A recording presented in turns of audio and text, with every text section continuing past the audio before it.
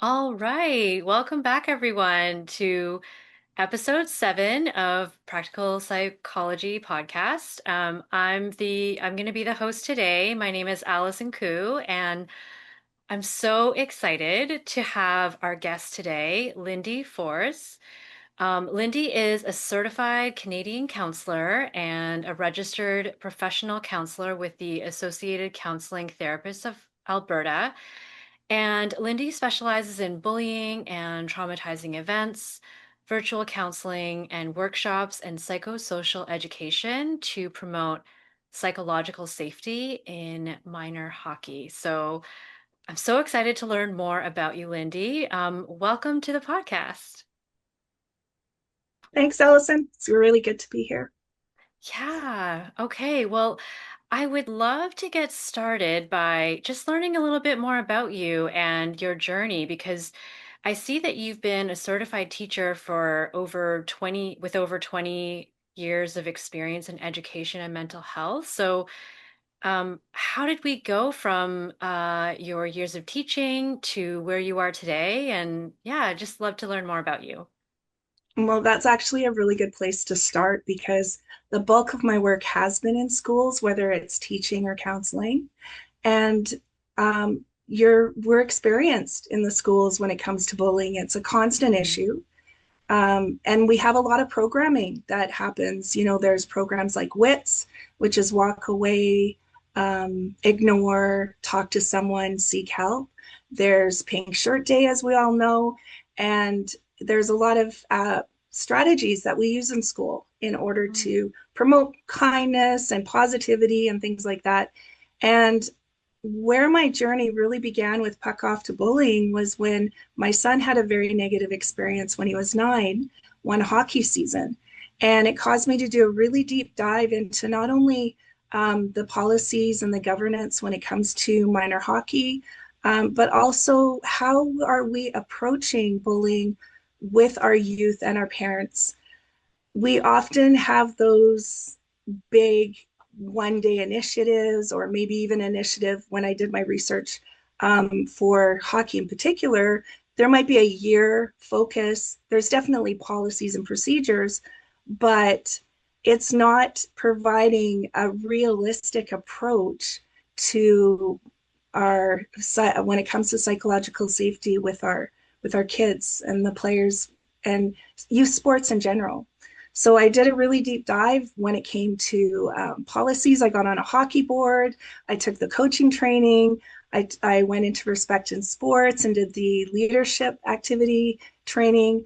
I was looking into sports psychology and my master's of counseling psychology, things like social psychology. It all sorts of sort of interconnects with how that looks in practice and in the therapeutic environment as well. Wow. Okay. So you've been really in this world for a while and you have done a Mhm. deep dive into this. Um, I wonder if you could say more about psychological safety and how you would, I guess, conceptualize it. And is that different in the hockey world versus outside of it? Like, would just love to hear more about that. Well, I think when we look at it, especially from the point of view of kids, is that feeling of safety and it being a developmentally appropriate. So one of the things I noted from my experience with my son was a lot of the strategies that I was using with him, ignore it, don't take it personally, let's look at something positive, be grateful that you're there and you have the opportunity, and even employability skills we can learn from it. By the end of the year, I was really grasping at ways to promote that feeling of safety for him and to also remediate the impacts that the bullying had. And Mhm. what I realized, especially from a teaching perspective or a school perspective, is a lot of the strategies and approaches that we have aren't necessarily developmentally appropriate. So he did not have the cognitive ability or connection to the neurological pathways to really validate himself and look at how that was internalized and all of those things that we see from a adult perspective. He didn't have the mechanisms in place to be able to really process it. And I started taking a look at what does that mean for the sports environment in general. And when we look at psychological safety, it connects to things like learning, working memory, trust, relationship, and all of those pieces are connect and are part of a recipe for success.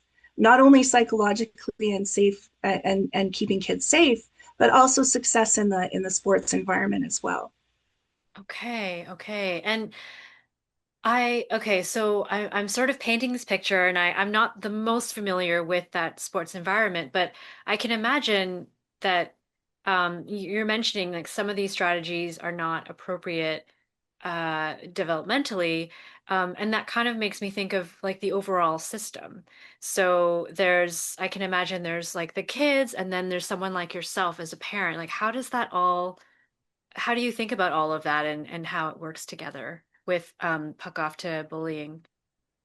That's a really, really good question because we have to look at it from a systems point of view. So even as a counselor, part of my role I see as an advocate. So looking at leadership and governance, and then the other piece is education.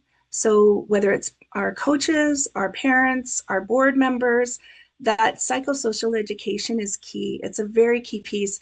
We needed to address some of the logical fallacies out there, the axioms that may or may not be beneficial for kids' safety.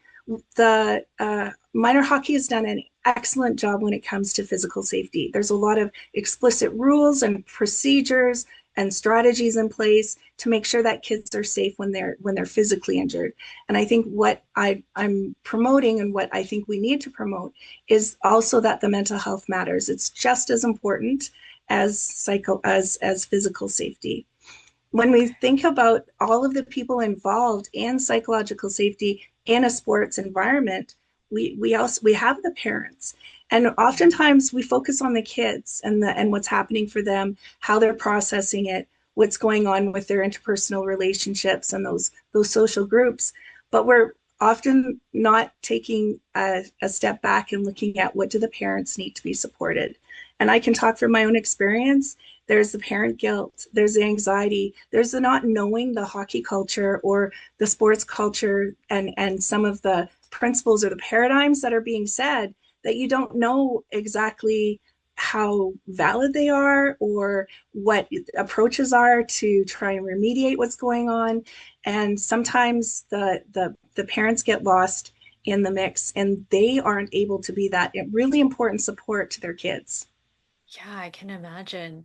So, what does like a client session look like for you? Like if you're working, how does your approach differ as a counselor when you're working with a parent versus a child who's maybe experiencing bullying? We need to really pull apart what's going on for the parent. So there's a lot of varying issues or reasons why they're feeling the way that they do. And ultimately it comes to that point of acceptance and what is in their locus of control. A lot of things are out of control, our control as a parent. So that may seem unfair, it may be unjust, it may be approaches that we don't agree with. So some of my work with parents is how do I approach people with a sense of emotional regulation so that I can enact some change and find some positive solutions in the situations that I'm facing. And of course, there's those personal issues as well. I'm not sure about the other sports arenas. I played an elite with an elite soccer team when I was a teenager, and we went to the national championships a couple years in a row. And I look back on my experience with that, and it was very much the old school way of coaching. And I think that the damage or the narratives that we carry from that are internalized. Sometimes our parents have those too. So pulling apart where are your core beliefs? What kind of expectations do you have? And also, how do I get to that point of acceptance? And allowing those moments for our kids to grow and learn and become resilient. And when is it appropriate to step in? And because the possible damage or what's happening is beyond what's acceptable or what's just normal in that sort of sports environment. Okay, as you're explaining this, you're kind of painting this picture. I can only imagine how much anxiety that would cause to, re-examine your narratives. Like I'm thinking I think what I'm hearing, if I'm, and correct me if I'm misunderstanding, but there's your own narratives that you may have carried from when you were going through, when you were speaking about yourself, like when you were experiencing being on an elite soccer team. So there's that. And then there's also like trying to shield or like work through the new narratives, I guess, that your son would have been building as well. So there's also like there's the preconceived, or I guess there's the previous ones, and then there's the new ones, and I don't know. Just as you're explaining this, I see why you mentioned that a systems approach is so important and um, would be so difficult to examine and explore. I think part of the issue that I've recognized is the idea. Part of the idea is that story and the narratives that are they're really positive. They're important. You know, Pink Shirt Day, stomp out bullying. We're going to stop bullying, but we have to take a step back and think realistically. There will always be bullying. So Mm. when we look at it from a leadership and governance point of view, all of a sudden it changes the narrative a little bit, and we really do need to look at those policies and look at the positions within the association that really do promote psychological safety and youth voice. So one of the key features of what's on the website and some of the promotions are around how do we get youth voice, we capitalize on youth voice in the association. And one of my recommendations is that we have loose youth liaisons. So we'd have a safe and trusted adult that meets only with the kids. Maybe it's just once a month, but it's that check in because the kids are seeing what's going on. They know what's going on before the adults do. And I also think what's really important and that's been missed is youth voice when it comes to solutions. So whether it's from the systems point of view or a one-to-one therapy session, having that the youth in front or even the parents finding their own solutions, that's part of what success means when we're looking at achieving some of the goals and how do I navigate these situations and how do I navigate this culture in general. Okay, okay, that makes sense.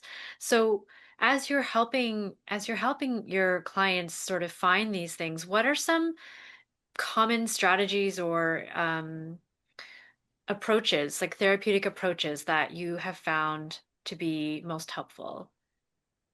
Well, especially from the school point of view, I've borrowed from it for this project is the idea of growth mindset. So, it's loosely based on cognitive behavior therapy. So, change your thoughts and you change your world would be the axiom. So, I've created a couple worksheets. So, one example would be recognizing your zombie thoughts.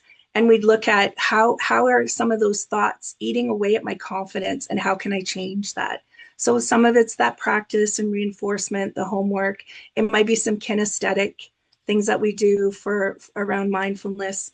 When you look at the sports research, when it comes to being a successful athlete, mindfulness-based cognitive therapy or cognitive strategies really do work. And there's a lot of articles out there. There's a lot of people that promote growth mindset, and sometimes that's sufficient. It's very solution focused. It's over a brief time period, and that's sufficient. There are cases where the bullying may be or it's triggering. There might be some additional mental health issues that are accompanying that, maybe a neurodivergence. So it might be ADHD or autism, and then that's a different approach for processing it. And then looking at from the parent point of view, how do they become part of the solution and really become part of that voice of positivity and growth for their children.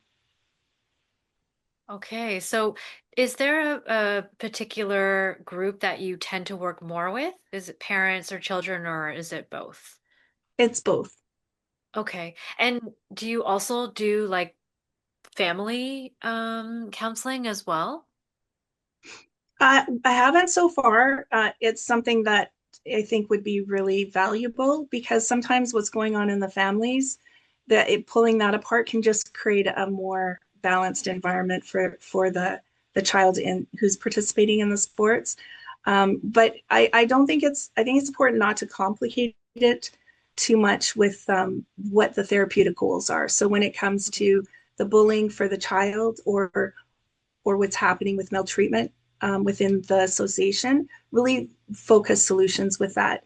And then also making sure that that psychosocial education piece is prevalent so that coaches understand how to work with kids who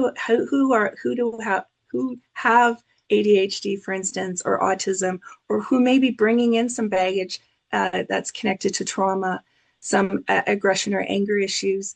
The coaches have a lot on their plate, and we have some amazing, amazing volunteers out there.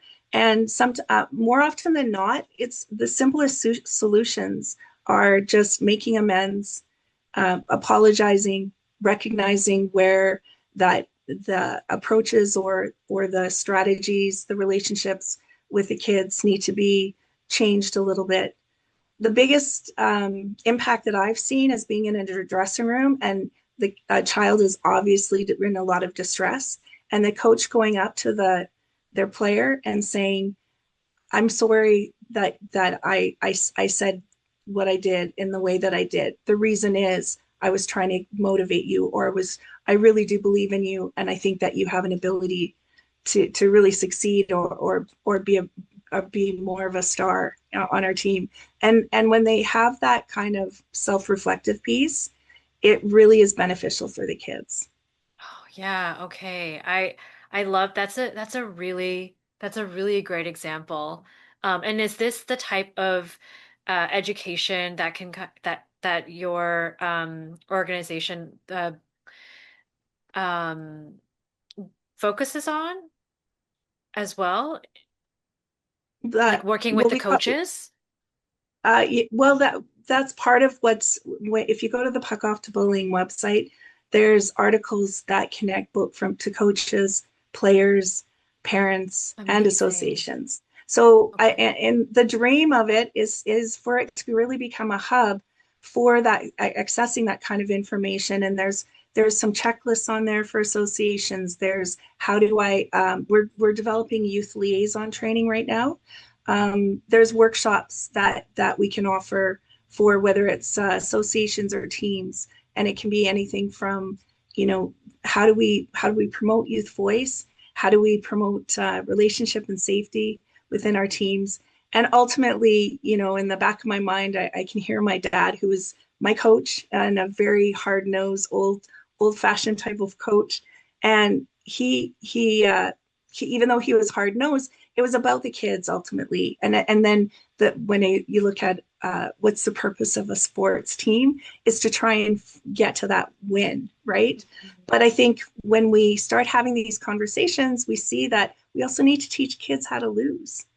When you look Mhm. at 10 teams, let's say you have 10 kids on each team and you have 100 kids, at the end of the season you're essentially saying there's 10 winners and 90 losers in our league, and we really need to learn to promote that idea of how do I lose, how do I have those coaches yelling at me or those criticisms and not internalize it. How do I flip it and use it in order to put that energy and that focus into my game?